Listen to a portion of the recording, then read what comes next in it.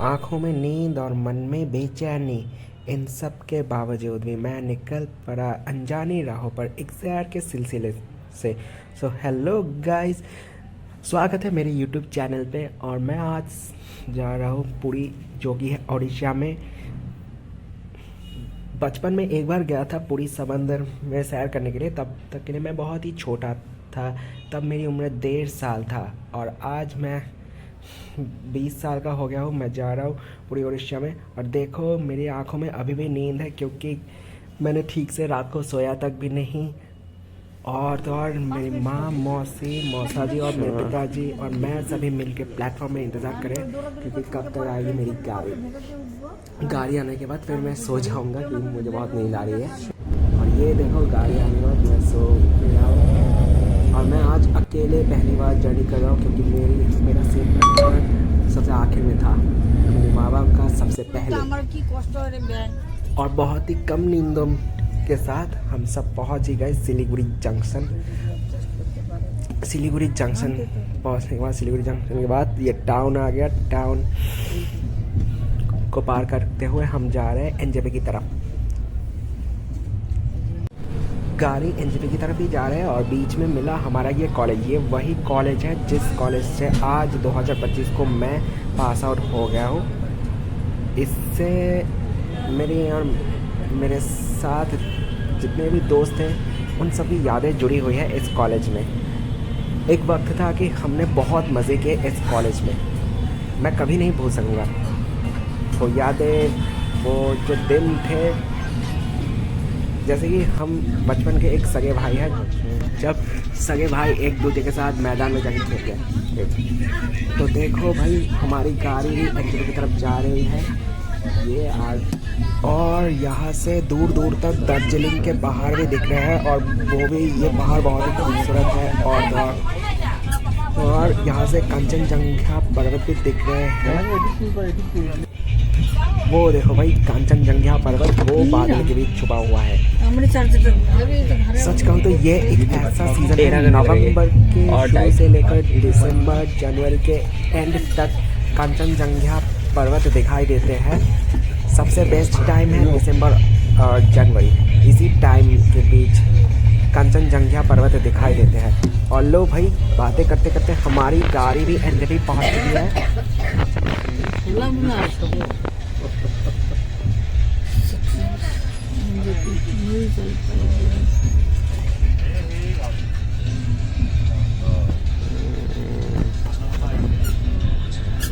Platform 1A 1B 2।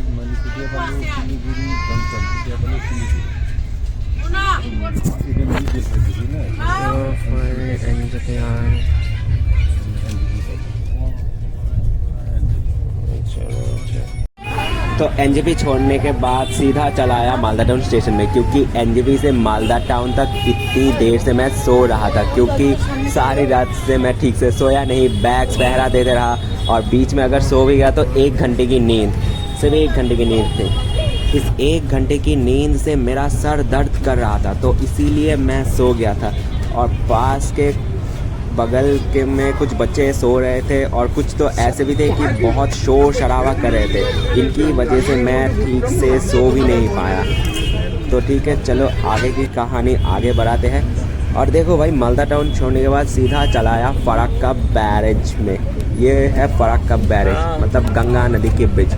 कुछ लोग तो ऐसे भी है कि भाई गंगा नदी में पाप धोने के लिए जाते हैं, लेकिन हमारे नॉर्थ साइड से लेकर वो लोग इलाहाबाद, यूपी, कभी कभार तो हरिद्वार तक जाते हैं। तो भाई मैं मजाक करने के मूड में थोड़ा कह देता हूँ कि अगर किसी को अपने पाप धोना है तो भाई वो यहाँ आके अपने पाप धो ले, क्योंकि वहाँ जाने की आप लोगों को इतनी भी ज़रूरत नहीं है, क्योंकि वो बहुत दूर है।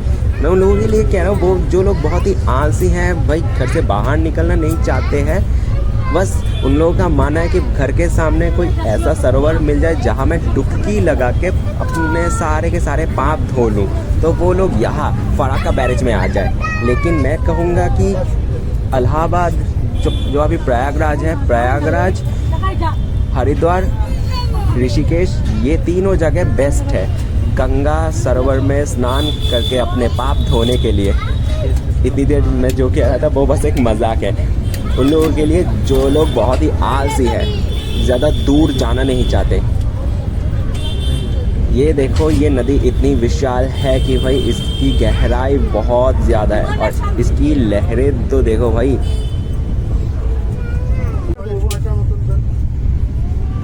भाई ये देखो, इनकी लहरें देखो, एकदम क्या बताओ, एकदम डैम से ये लोग जनरेट कर रहे हैं लहरों को। डैम से पानी छोड़ रहे हैं, पानी का बहाव कुछ ज़्यादा ही तेज़ है, इसी से ही तो इलेक्ट्रिक करंट तैयार हो जाता है, जिन्हें जल विद्युत कहते हैं। इसी से वाटर इलेक्ट्रिसिटी जनरेट होता है और इसी से ही सारे के सारे रेलवे कम्युनिकेशन में बिजलियाँ पहुंच जाते हैं, इसी गंगा के बहने से। और इसी प्रक्रिया से सारे के सारे विद्युत चारों ओर फैल जाते हैं, सारे के सारे बिजलियाँ चारों ओर फैल जाते हैं। तो लो भाई, अंततः फराक्का बैरेज भी ख़त्म हो गया और फराक्का स्टेशन तक भी पहुंच गया हमारी ट्रेन। तो इसी के साथ मैं अपना वीडियो यही स्टॉप कर रहा हूँ। तब तक के लिए हमारे साथ बने रहिएगा और अगर वीडियो अच्छा लगा हो तो वीडियो को लाइक सब्सक्राइब कीजिएगा और ज़्यादा से ज़्यादा शेयर कीजिएगा। तब तक के लिए thank you and good bye.